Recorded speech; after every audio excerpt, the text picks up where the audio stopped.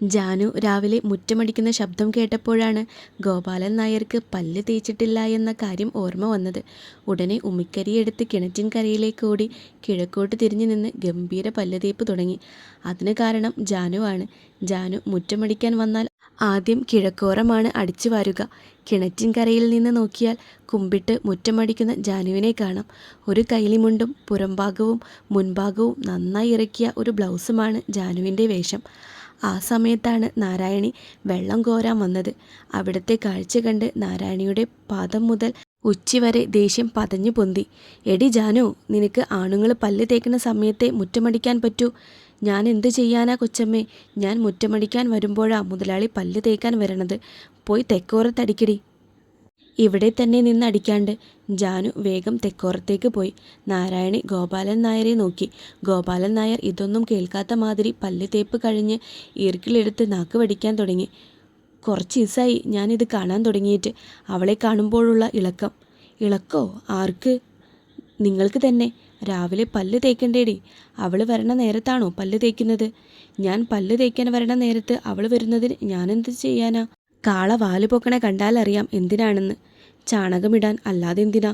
വേറൊന്നിനും വാല് പൊക്കാറില്ലേ? എനിക്ക് കാളയുടെ വാല് പൊക്കലല്ല പണി. ഓ, ഒരു സത്യവാൻ വന്നിരിക്കുന്നു. എടി, ഞാൻ ആലോചിക്കാറുന്നു ഓണത്തിന് നിനക്ക് ഏത് കളർ സാരിയാ വാങ്ങേണ്ടതെന്ന്. ആണോ? സത്യമായിട്ടും? സത്യാടി. എന്നാൽ എനിക്ക് മഞ്ഞയിൽ പുള്ളിയുള്ള സാരി മതി. എന്നാൽ നമുക്ക് ഒരുമിച്ച് പോയി വാങ്ങാം. രാവിലെ ഭക്ഷണം കഴിഞ്ഞ് പോകാം. ആ ശരി, വേഗം ഭക്ഷണം തയ്യാറാക്ക്. ടൗൺ വരെ പോകേണ്ടതല്ലേ? 10 മണിയുടെ ഫാസ്റ്റിന് പോകാം. അത് കഴിഞ്ഞാൽ പിന്നെ 12 മണിക്ക് വണ്ടിയുള്ളൂ. ഞാൻ വേഗം ഭക്ഷണം ഉണ്ടാക്കാം എന്ന് പറഞ്ഞ് നാരായണി അടുക്കളയ്ക്ക് ഓടി. 9:30 ഭക്ഷണമെല്ലാം കഴിഞ്ഞ് രണ്ടുപേരും പോകാനായി ഇറങ്ങി. എടി ജാനോ, ഞങ്ങളത് ടൗൺ വരെ പോയിട്ട് വരാം. വീടൊന്ന് നോക്കണേ. ശരി കൊച്ചമ്മേ. ഗോപാലൻ നായർ തിരിഞ്ഞു നോക്കിയപ്പോൾ ഒരു കുടം വെള്ളം ഒക്കത്ത് വെച്ച് വരുന്ന ജാനുവിനെയാണ് കണ്ടത്. ഗോപാലൻ നായരും നാരായണിയും തുണിക്കടയിലെത്തി. നല്ലൊരു കോള് വന്ന മാതിരി കടക്കാരൻ അവരെ സ്വീകരിച്ചു. അവർക്ക് വേണ്ടതെല്ലാം കാട്ടിക്കൊടുക്കാൻ സെയിൽസ് ഗേളിനോട് പറഞ്ഞു. വരൂ ചേച്ചി, എന്താ വേണ്ടത്? മഞ്ഞയിൽ പുള്ളിയുള്ള ഒരു സാരി മതി, ഗോപാലൻ നായർ പറഞ്ഞു. മോൾ ആദ്യം ആ പൊന്മാൻ്റെ കളറുള്ള സാരി ഇങ്ങെടുത്തേ, നാരായണി ഇടയ്ക്ക് കയറി പറഞ്ഞു. ഉടനെ ആ സാരി എടുത്തു കൊടുത്തു ആ കുട്ടി. അത് മേല് പുതച്ച് ഇത് എനിക്ക് നന്നായി ചേരും ഇല്ലേ മനുഷ്യ? പിന്നെ നല്ല ഭംഗിയുണ്ട്. കടത്തനാട്ടുമാക്കത്തിലെ ഷീലയെ പോലുണ്ട്. ആണോ? എന്നാൽ ഇതെടുത്തോളൂ. ഇതിന് പറ്റിയ ജാക്കറ്റ് തുണിയും അടിപ്പാവാടയുടെ തുണിയും വേണം. അതെല്ലാം എടുത്തു കഴിഞ്ഞപ്പോൾ നാരായണി പറഞ്ഞു, ആ മഞ്ഞയിൽ പുള്ളിയുള്ള സാരി കൂടെ എടുത്തോ. അത് പറഞ്ഞപ്പോൾ ഗോപാലൻ നായർ ഇടപെട്ടു. അല്ല നാരായണി, ഒരു സാരി എടുത്ത് തരാമെന്നല്ലേ പറഞ്ഞുള്ളൂ ഞാൻ. അതെ, ഒരെണ്ണം. അത് കഴിഞ്ഞ് പോരുന്ന നേരത്ത് നിങ്ങൾ ജാനുവിനെ നോക്കി നിന്നത്. അതിനാണ് രണ്ടാമത്തെ സാരി. ഒന്നും കാണാതെയല്ല മനുഷ്യ ജാനുവിനെ ഞാൻ വീട്ടുപണിക്ക് നിർത്തിയിട്ടുള്ളത്, നാരായണി മനസ്സിൽ പറഞ്ഞു.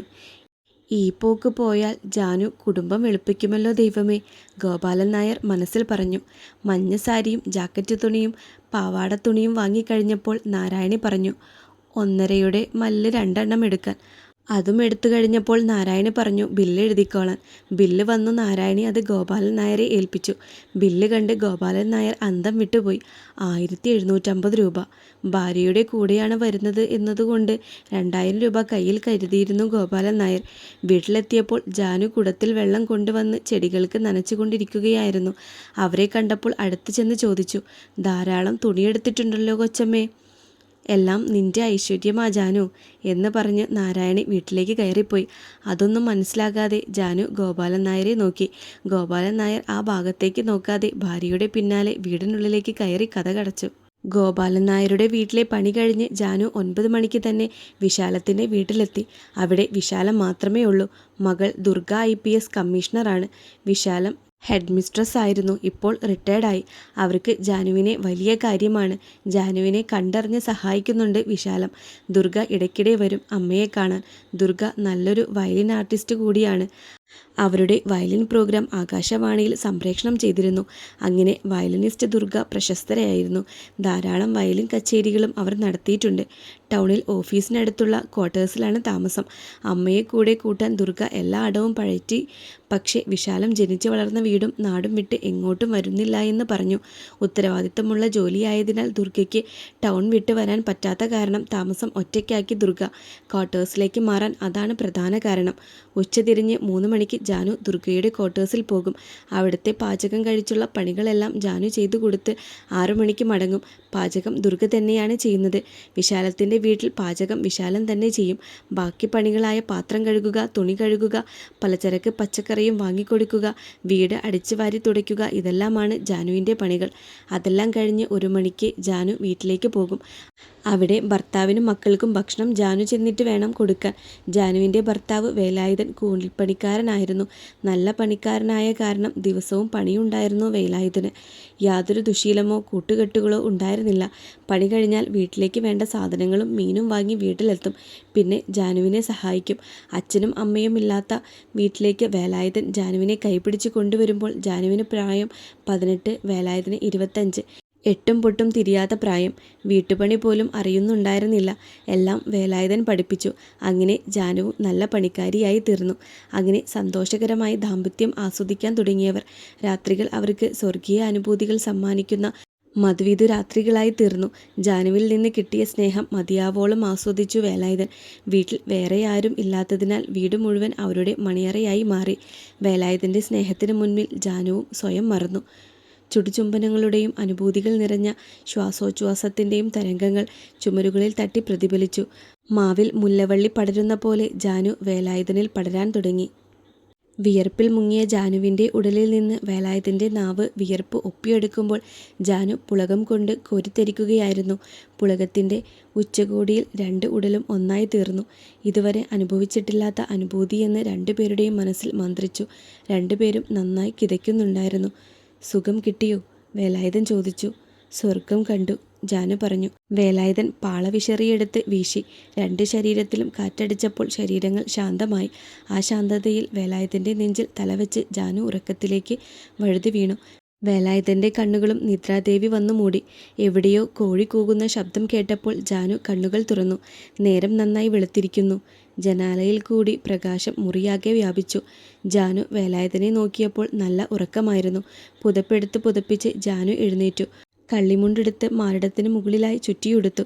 നേരെ കിണറ്റിൻകരയിലേക്ക് പോയി പല്ല് തേപ്പും പ്രഭാതകർമ്മങ്ങളും കഴിഞ്ഞ് തൊട്ടിയിൽ വെള്ളം നിറച്ച് ഓല കൊണ്ടുണ്ടാക്കിയ കുളിമുറിയിലേക്ക് കയറി.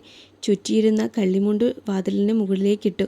തൊട്ടിയിൽ നിന്ന് വെള്ളമെടുത്ത് ദേഹത്തേക്കൊഴിച്ചപ്പോൾ അവിടെ ഇവിടെ നീറ്റൽ അനുഭവപ്പെട്ടു. കുളി കഴിഞ്ഞ് തോർത്തി കള്ളിമുണ്ടെടുത്ത് ചുറ്റി ജാക്കറ്റെടുത്ത് അണിഞ്ഞു. പുറത്ത് കടന്ന് നേരെ അടുക്കളയിൽ കയറി. ഭക്ഷണം ഉണ്ടാക്കുന്നതിനിടയിൽ വീണ്ടും രാത്രികളിലെ രംഗങ്ങൾ മനസ്സിലേക്ക് ഓടിയെത്തി. മദനോത്സവ രാത്രികൾ സ്വർഗീയാനുഭൂതി നൽകി കടന്നുപോയിക്കൊണ്ടിരിക്കുന്നു. മദനോത്സവ രാത്രികളുടെ ഫലമായി ജാനു ഗർഭിണിയായി. ഗർഭകാല ശുശ്രൂഷകൾ നന്നായി നൽകി വേലായുധൻ. രാത്രികളിൽ 2 ഉടലും ഒന്നായി തീർന്നു. 9 മാസം കഴിഞ്ഞപ്പോൾ ഒരു പെൺകുഞ്ഞിന് ജന്മം നൽകി. ആതിര എന്ന് പേരിട്ടു. പ്രസവ ശുശ്രൂഷകൾ ഭംഗിയായി നടത്തി വേലായുധൻ. 3 മാസത്തെ ഇടവേളകൾക്ക് ശേഷം വീണ്ടും മദനോത്സവം തുടങ്ങി. 2 വർഷത്തെ ഇടവേളകൾക്ക് ശേഷം വീണ്ടും ഒരു പെൺകുഞ്ഞിന് ജന്മം നൽകി. മീര എന്ന് പേരിട്ടു. 3 മാസങ്ങൾക്ക് ശേഷം വീണ്ടും മദനോത്സവം പുനരാരംഭിക്കുന്ന അനുഭൂതിയുടെ പുതിയ ഭാവതാളങ്ങൾ അവരുടെ ദാമ്പത്യത്തെ ദൃഢപ്പെടുത്തിക്കൊണ്ടിരുന്നു. അങ്ങനെ സന്തോഷമായി ആ കുടുംബം മുന്നോട്ട് പോയിക്കൊണ്ടിരുന്നു. ആതിര 3-ാം ക്ലാസ്സിലും മീര 1-ാം ക്ലാസ്സിലുമായി. സ്കൂളിലേക്ക് കുറച്ചു ദൂരം നടക്കണം. കൊണ്ടാക്കാനും കൊണ്ടുവരാനും ജാനു കൂടെ പോയിരുന്നു. അത് കഴിഞ്ഞ് നേരെ ടൗണിലേക്ക് പോയി ജാനു. ഓണമല്ലേ വരുന്നത്, എല്ലാവർക്കും ഓണക്കോടി വാങ്ങണം, അതാണ് ലക്ഷ്യം. വേലായുധൻ ചേട്ടനോട് ഇന്ന് പണിക്ക് പോകണ്ട, നമുക്കൊരുമിച്ച് ഓണക്കോടി എടുക്കാൻ പോകാമെന്ന് പറഞ്ഞതാണ്. വേഗം തീർത്ത് കൊടുക്കേണ്ട പണികളായ കാരണം പോവാതിരിക്കാൻ പറ്റില്ല. നീ ഒറ്റയ്ക്ക് പോയി വാങ്ങിക്കോളാൻ പറഞ്ഞ് 500 രൂപ കയ്യിൽ തന്നു. കടയിൽ പോയി വേലായുധന് ഒരു ഷർട്ട് തുണിയും ഒരു കസവ് മുണ്ടും വീട്ടിലെടുക്കാൻ ഒരു കള്ളിമുണ്ടും വാങ്ങി. ജാനുവിനൊരു സാരിയും ജാക്കറ്റ് തുണിയും അടിപ്പാവാടയ്ക്ക് തുണിയും പിന്നെ വീട്ടിൽ ചുറ്റാൻ കള്ളിമുണ്ടും വാങ്ങി. കുട്ടികൾക്ക് ഉടുപ്പിന് തുണികളും എല്ലാം വാങ്ങിക്കഴിഞ്ഞപ്പോൾ 390 രൂപയായി. പിന്നെ സ്റ്റേഷനറി കടയിൽ ചെന്ന് കൺമഷിയും ചാന്തും കുങ്കുമവും വാങ്ങി.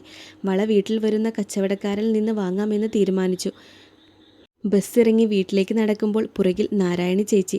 ജാനോ, ഇതെവിടെ പോയിട്ടാ? കുറേ പൊതികളുണ്ടല്ലോ. ഓണമല്ലേ വരുന്നത് നാരായണി ചേച്ചി, ഓണക്കോടി വാങ്ങാൻ പോയതാണ്. നീ തനിച്ചാണോ പോയത്? അവൻ വന്നില്ലേ? പണി തിരക്കായ കാരണം വേലായുധേട്ടൻ വന്നില്ല. അവന് ദിവസവും പണിയെല്ലാം കിട്ടുന്നുണ്ടോടി? ഉവ്വ് നാരായണി ചേച്ചി. നന്നായിരിക്കട്ടെ. ഇന്നത്തെ കാലത്ത് അവനെ പോലത്തെ ഭർത്താവിനെ കിട്ടാൻ തപസ്സിരിക്കണം ജാനു. ശരിയല്ലേ? അതെ, ദൈവാനുഗ്രഹമാണെന്നേ പറയേണ്ടു വേലായുധൻ ചേട്ടനെ എനിക്ക് കിട്ടിയത്. പിന്നെ വിശേഷമൊന്നും ആയില്ലേ? അതിന് വേലായുധേട്ടൻ നിർത്തി നാരായണി ചേച്ചി. നിർത്തിയെന്നോ? എങ്ങനെ? അതിനിപ്പോൾ ഒരു ഓപ്പറേഷനുണ്ട് നാരായണി ചേച്ചി. ഓപ്പറേഷനോ? അതെ, അത് കഴിഞ്ഞ് വരുമ്പോൾ 100 രൂപയും ഒരു ബക്കറ്റും കിട്ടും. ഓപ്പറേഷൻ ചെയ്താൽ കുട്ടികളുണ്ടാവില്ലെന്ന് ഞാൻ ആദ്യമായിട്ടാണ് കേൾക്കുന്നത്. അങ്ങനെയൊക്കെയുണ്ട്.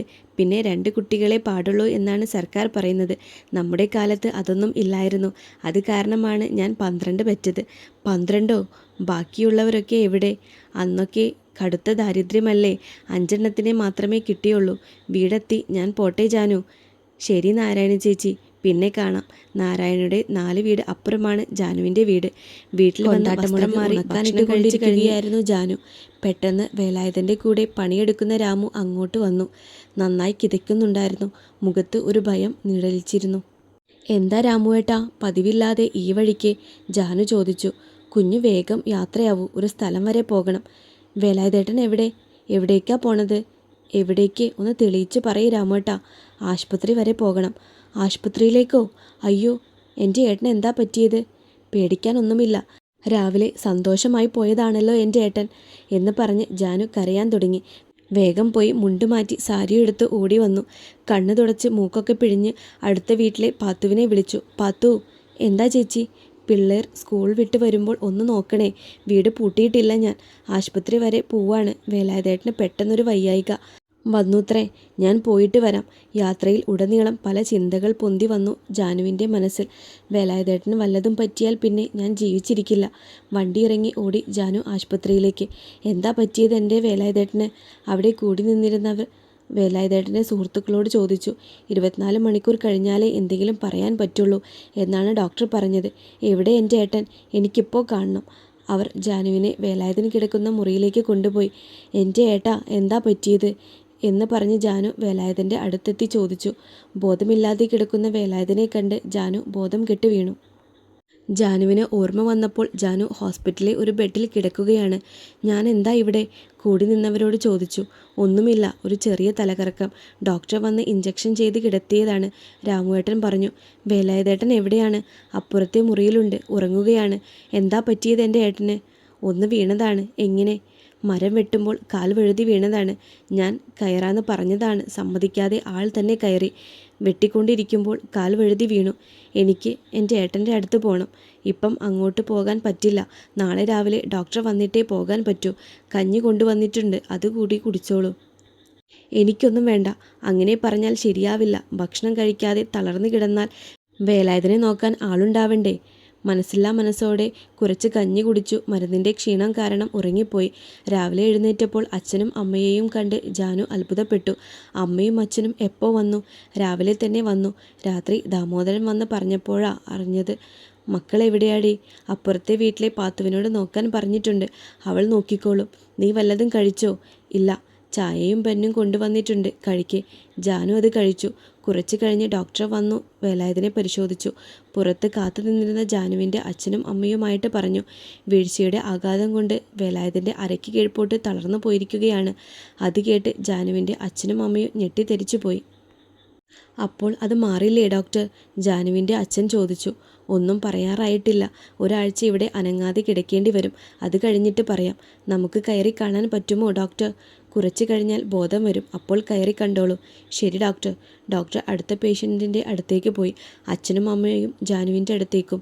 വേലായുധേട്ടനെ കണ്ടുവോ അമ്മ? ഇല്ല മോളെ, അവൻ ഉറക്കത്തിലാണ്. ഡോക്ടർ വന്നുവോ? ഉവ്വ്. എന്തു പറഞ്ഞു ഡോക്ടർ? ഒരാഴ്ച കിടക്കണമെന്ന് പറഞ്ഞു. കാണാൻ പറ്റുമോ ഇപ്പോൾ?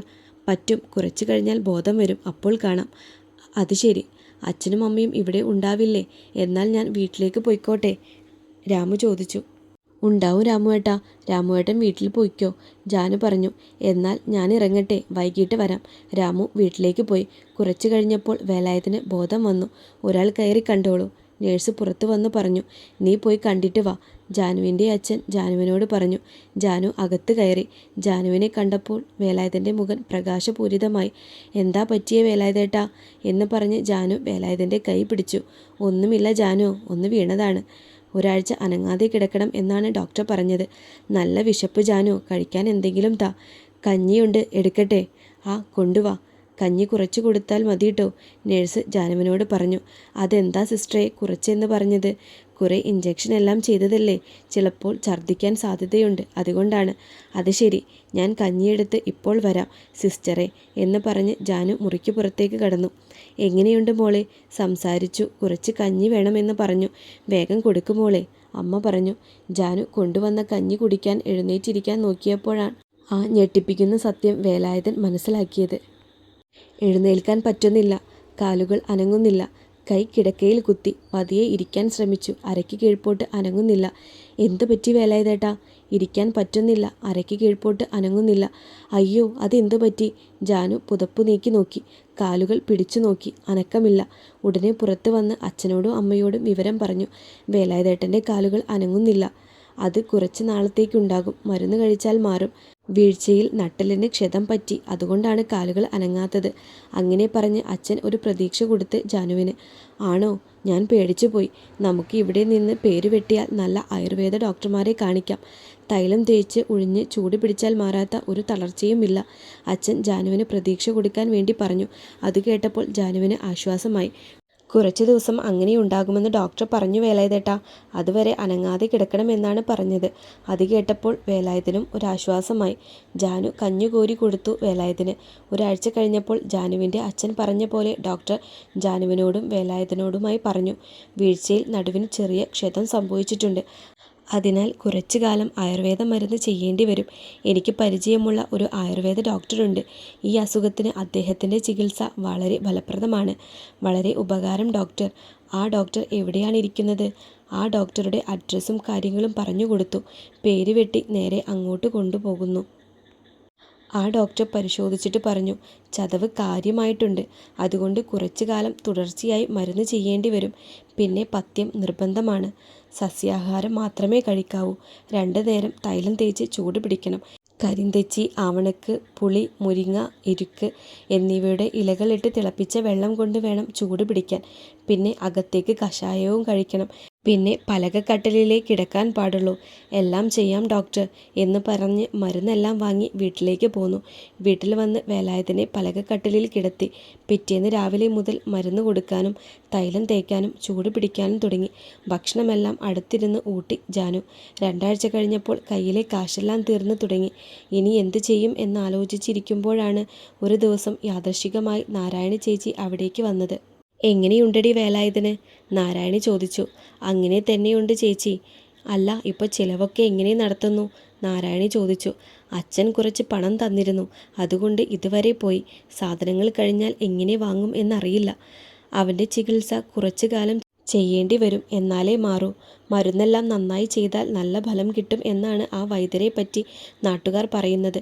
ചിലവിന് ഒരു മാർഗം കണ്ടെത്തണം, എന്നാലേ ഇനിയുള്ള കാര്യങ്ങൾ മുന്നോട്ട് പോകൂ, നാരായണി ഉറപ്പിച്ചു പറഞ്ഞു. എന്ത് ചെയ്യും ചേച്ചി പൈസയ്ക്ക്? നിനക്ക് വീട്ടുപണി ചെയ്യാൻ അറിയുമോ? ഉവ്വ് ചേച്ചി, എന്നാൽ ഒരു പണിയുണ്ട്. ഇപ്പോൾ എൻ്റെ കൂടെ വരാമോ? ഞാൻ വീട് കാണിച്ചു തരാം. ഞാൻ വരാം ചേച്ചി, എന്നാൽ വേഗം വസ്ത്രം മാറി വാ, ഇപ്പോൾ തന്നെ പോകാം. ജാനു വേഗം മുണ്ട് മാറ്റി സാരി ഉടുത്തു വന്നു. എന്നാൽ പോകാം. വേലായുധേട്ടാ, ഞാൻ പുറത്തു പോയിട്ട് വേഗം വരാട്ടോ. മക്കളെ, കുറുമ്പ് കാണിക്കാതിരിക്കണേ, അമ്മ ഇപ്പം വരാട്ടോ എന്ന് പറഞ്ഞ് ജാനു നാരായണിയുടെ കൂടെ പോയി. കുറച്ചു ദൂരം നടന്നു കഴിഞ്ഞപ്പോൾ വലിയൊരു ഗേറ്റ് കണ്ടു. ആ ഗേറ്റ് കടന്ന് വീടിൻ്റെ ഉമ്മറത്തെത്തിയപ്പോൾ നാരായണി നീട്ടി വിളിച്ചു. കൊച്ചമ്മേ! വാതിൽ തുറന്ന് 50 വയസ്സ് തോന്നിക്കുന്ന ഒരു മധ്യവയസ്ക ഇറങ്ങി വന്നു. എന്താണ് നാരായണി? പണിക്ക് ഒരാളെ വേണം എന്ന് പറഞ്ഞില്ലേ? അതിനൊരാളെ കൂട്ടിക്കൊണ്ട് വന്നതാണ്. ആണോ? പണിയൊക്കെ അറിയോടി? അറിയാം, ജാനു പറഞ്ഞു. പുറം പണികൾ മാത്രം ചെയ്താൽ മതി. നാളെ തൊട്ട് വന്നോ. ശരി കൊച്ചമ്മേ. രണ്ടാളും അവിടെ നിന്ന് പോന്നു. പോരുന്ന വഴി നാരായണി ജാനുവിനോട് പറഞ്ഞു. എടി ജാനു, അവിടെ ഒരു മുതലാളിയുണ്ട്. ആൾ തനി കോഴിയാണ്. കൊച്ചമ്മ അടുപ്പിക്കാറില്ല എന്ന് തോന്നുന്നു. അതുകൊണ്ട് ആ വിഷമം മുഴുവൻ മറ്റുള്ള പെണ്ണുങ്ങളെ നോക്കി തീർക്കുകയാണ്. ഗോപാലൻ നായരെ പറ്റി ഒരു ചെറിയ സൂചന ഭംഗിയായി കൊടുത്തു നാരായണി. ഗോപാലൻ നായർ കക്ഷി ഓഫീസറായി റിട്ടയർഡ് ആയ ആളായിരുന്നു. പെൺവിഷയത്തിൽ ലേശം കമ്പം കൂടുതലായ കാരണം കാണുന്ന സ്ത്രീകളുടെയെല്ലാം സൗന്ദര്യം ആസ്വദിക്കുന്നത് അയാളുടെ ഒരു ബലഹീനതയായിരുന്നു. 3 പെൺമക്കൾ, കല്യാണം കഴിഞ്ഞ് ഭർത്താക്കന്മാരോടൊപ്പം ജീവിക്കുന്നു. ഭാര്യ നാരായണി തനി വീട്ടമ്മയായിരുന്നു. എല്ലാ പണികളും അവരെക്കൊണ്ട് പറ്റാതായപ്പോൾ പുറംപണിക്ക് വേറെ ആളെ വെക്കാൻ തീരുമാനിച്ചു. പിന്നെ പിറ്റേന്ന് രാവിലെ 7 മണിക്ക് തന്നെ വീട്ടിലെ ഭക്ഷണം ഉണ്ടാക്കലും വേലായുധന് ഭക്ഷണം കൊടുക്കലും തൈലം പുരട്ടി ചൂട് പിടിക്കലും എല്ലാം കഴിഞ്ഞ് കുളിയെല്ലാം കഴിഞ്ഞ് ജാനു കള്ളിമുണ്ടും ബ്ലൗസും തോർത്തുമുണ്ടും കൊണ്ട് മുൻഭാഗം മറച്ച് ഗോപാലൻ നായരുടെ വീടിൻ്റെ ഗേറ്റ് കടന്നു വന്നു. ഗോപാലൻ നായർ ഉമ്മറത്ത് പത്രം വായിച്ച് കിടക്കുകയായിരുന്നു. എന്ത് വേണം? ഇവിടെ പണിക്ക് വന്നതാണ്. എന്ത് പണി? വീട്ടുപണി. വീട്ടുപണി ചെയ്യാൻ ഇവിടെ എൻ്റെ ഭാര്യയുണ്ട്. കൊച്ചമ്മ പറഞ്ഞിട്ടാ വന്നത്. നാരായണി, എടി നാരായണി, എന്താ മനുഷ്യ കിടന്ന് വിളിക്കണേ? ദേ, അതാരാ? അത് ഇവിടെ പണിക്ക് വെച്ച പെണ്ണ്. അപ്പോൾ നിനക്ക് എന്താ പണി? എനിക്ക് വയ്യ എല്ലാ പണിയും കൂടി ചെയ്യാൻ. അത് കാരണം പുറം പണിക്ക് ഒരാളെ വെച്ചതാണ്. ഇവരെയൊക്കെ വിശ്വസിക്കാമോടി? എനിക്ക് വിശ്വാസമാണ്. നിങ്ങൾ ആ വഴിക്ക് വരാതിരുന്നാൽ മതി. ഞാൻ എന്തിനാ അങ്ങോട്ടേക്ക് വരുന്നത്? കുറുക്കൻ്റെ കണ്ണ് എപ്പോഴും കോഴിക്കൂട്ടിലേക്കല്ലേ? അയ്യേ, ഞാൻ അത്തരക്കാരനൊന്നുമല്ല. കൂടെ കിടന്നവർക്കല്ലേ രാപ്പനി അറിയൂ. അതിന് എനിക്ക് രാപ്പനി ഇല്ലടി. ഉവ്, അത് രാത്രിയാവുമ്പോൾ അറിയാം. അത് പിന്നെ എല്ലാ ആണുങ്ങൾക്കും ഉള്ളതല്ലേ. നിങ്ങൾക്ക് കുറച്ച് കൂടുതലാണ് ഈ വയസ്സാം കാലത്തും. പെൻഷൻ പറ്റിയെന്ന് കരുതി വയസ്സൊന്നും ആയിട്ടില്ലേടി. അത് തന്നെയാണ് പറഞ്ഞത്, ഇപ്പോഴും ചെറുപ്പമാണെന്ന്. ചെറുപ്പമാണെന്ന് നീയും സമ്മതിച്ചല്ലോ, അത് മതി. ഓ, ഇങ്ങനെയൊരു മനുഷ്യൻ, വേറെ ഒരു വിചാരവുമില്ല. പിന്നെ ഞാൻ നാമം ചൊല്ലി നടക്കണോടി? വേണ്ട, ഭഗവാൻ അത് കേട്ട് ഓടിപ്പോകും. ഭഗവാന് എന്നെ നന്നായി അറിയാമടി. മതി മനുഷ്യ, രാവിലെ തന്നെ ഒരു ശൃംഗാരം. എടി ജാനു, വടക്കേപ്പുറത്തേക്ക് വാ. ശരി കൊച്ചമ്മേ. അവരുടെ സംഭാഷണം കേട്ട് ജാനുവിന് ചിരി വന്നു. ജാനു വടക്കേപ്പുറത്തേക്ക് പോയി. മനുഷ്യ, ആ പെണ്ണ് ചെറുപ്പമാണ്. നിങ്ങൾ ആ ഭാഗത്തേക്കൊന്നും വന്നേക്കരുത്. ഓരോന്നും കണ്ട് പൂതി ഇളകിയിട്ട് എൻ്റെ അടുത്ത് വന്നാൽ എന്നെക്കൊണ്ടൊന്നും പറ്റില്ല നിങ്ങളുടെ പൂതി മാറ്റാൻ. പറഞ്ഞേക്കാം. അവൾ പോണ വരെ നിങ്ങൾ വീടിന് പുറത്തിറങ്ങണ്ട, മനസ്സിലായോ? പുറത്തിറങ്ങിയാൽ ഞാനത് മുതലാക്കാം. പറഞ്ഞില്ലാന്ന് വേണ്ട. ഓ, എല്ലാം മനസ്സിലായി. എന്നാൽ നിങ്ങൾ അകത്ത് പോയി വാതിലടച്ചിരുന്നോ നാമം ചൊല്ലിക്കൊണ്ട്. ഗോപാലൻ നായർ വേഗം അകത്ത് കയറി വാതിലടച്ചു. നാരായണി നേരെ വടക്കേപ്പുറത്തേക്ക് പോയി. എടി ജാനു, ആദ്യം മുറ്റടിച്ച് വൃത്തിയാക്ക്. ചൊവ്വയും വെള്ളിയും ചാണകവെള്ളം തെളിക്കണം. അത് കഴിഞ്ഞ് ആ പാത്രങ്ങളെല്ലാം കഴുകി വെക്ക്. പിന്നെ അവിടെ കൂട്ടിയിട്ടിരിക്കുന്ന തുണികളെല്ലാം എടുത്ത് നന്നായി കഴുകി തോരയിട്. പിന്നെ ഉമ്മറത്ത് വെച്ചിട്ടുള്ള ചെടികൾക്കെല്ലാം വെള്ളം ഒഴിക്കണം. അത് കഴിഞ്ഞാൽ പൊയ്ക്കോ. പിന്നെ ആ മുതലാളിയുടെ മുമ്പിലൊന്നും ചെന്ന് പെടാതെ സൂക്ഷിക്കണം, മനസ്സിലായോ? ശരി കൊച്ചമ്മേ. നീ വല്ലതും കഴിച്ചോ? ഉവ്വ് കൊച്ചമ്മേ, വെള്ളച്ചോറുണ്ടായിരുന്നു. വേണ്ട കൊച്ചമ്മേ, എന്നാൽ വേഗം പണി തുടങ്ങിക്കോ. ജാനു ചൂലെടുത്ത് കിഴക്കോറത്തേക്ക് പോയി. കട്ടിലിൽ പോയി കിടന്ന ഗോപാലൻ നായർ ചൂലിൻ്റെ ശബ്ദം കേട്ട് ജനാലയിൽ കൂടി പുറത്തേക്ക് നോക്കി. നാരായണയുടെ ശബ്ദം കേൾക്കുന്നുണ്ടോ എന്ന് നോക്കി ഗോപാലൻ നായർ ജനലിൽ കൂടി പുറത്തേക്ക് നോക്കിക്കിടന്നു. ജാനു കുമ്പിട്ട് നിന്ന് ജനാലയ്ക്ക് അഭിമുഖമായിട്ടാണ് അടിച്ചു വരുന്നത്. പുറത്തേക്ക് ചാടാൻ വെമ്പി നിൽക്കുന്ന മാറിടവും ആലില പോലത്തെ വയറിൻ്റെ നടുക്കുള്ള പൊക്കിൾ കുഴിയും തുളുമ്പുന്ന നിതംബവും എല്ലാം ഗോപാലൻ നായരുടെ നിയന്ത്രണം തെറ്റിക്കാൻ തുടങ്ങിയിരുന്നു. കിഴക്കോറം അടിച്ചു കഴിഞ്ഞപ്പോൾ ജാനു തെക്കോറത്തേക്ക് പോയി. തെക്കോറവും പടിഞ്ഞാറേപ്പുറവും കഴിഞ്ഞ് വടക്കേപ്പുറത്തേക്ക് വന്ന് അവിടവും അടിച്ചു വാരി കഴിഞ്ഞപ്പോൾ നാരായണി വിളിച്ചു പറഞ്ഞു. എടി ജാനു, ആദ്യമായി വന്നതല്ലേ, ചാണകവെള്ളം ചുറ്റും തളിച്ചോളൂ. ശരി കൊച്ചമ്മേ എന്ന് പറഞ്ഞ് ചുറ്റും ചാണകവെള്ളം തെളിക്കാൻ പോയി. കഴിഞ്ഞു വന്ന് കിണറ്റിൻ കരയിൽ കൊണ്ടുവച്ചിരുന്ന എല്ലാ പാത്രങ്ങളും കഴുകി എറയത്ത് കൊണ്ട് കമിഴ്ത്തി വെച്ചു. കഴിഞ്ഞ് അലക്കാനിട്ടിരുന്ന തുണികളെല്ലാം അലക്കി അഴയിൽ വിരിച്ചു. അത് കഴിഞ്ഞ് കുടത്തിൽ വെള്ളം കൊണ്ടുപോയി ഉമ്മറത്തെ ചെടികൾ നനച്ചു. ആദ്യമായിട്ടായ കാരണം പണിയെല്ലാം കഴിഞ്ഞപ്പോൾ 10 മണിയായി. എല്ലാം കഴിഞ്ഞു കൊച്ചമ്മേ, ഞാൻ പൊയ്ക്കോട്ടെ? നിനക്ക് വിശക്കുന്നില്ലേ? പഴങ്കഞ്ഞിയുണ്ട്, കഴിച്ചിട്ട് പൊയ്ക്കോ. വേണ്ട കൊച്ചമ്മേ, ഞാൻ വീട്ടിൽ പോയി കഴിച്ചോളാം. എന്നാ പൊയ്ക്കോ. ജാനു തോർത്തെടുത്ത് അരയിൽ കുത്തിയിട്ട് ഒരു തല തോളിലേക്കിട്ട് മുൻഭാഗം മറച്ച് വീട്ടിലേക്ക് പോയി. വീട്ടിൽ ചെന്ന് വേലായുധനോട് എല്ലാ കാര്യങ്ങളും വിശദമായി പറഞ്ഞു. അത് കേട്ട് കഴിഞ്ഞപ്പോൾ വേലായുധൻ്റെ കണ്ണുകൾ നിറഞ്ഞ് കവിളിൽ കൂടി ഒഴുകി. എന്താ വേലായുധേട്ടന് കുറച്ച് കാലത്തേക്കല്ലേ, സാരമില്ല. പണി ചെയ്ത് വയ്യാതായോ ജാനു?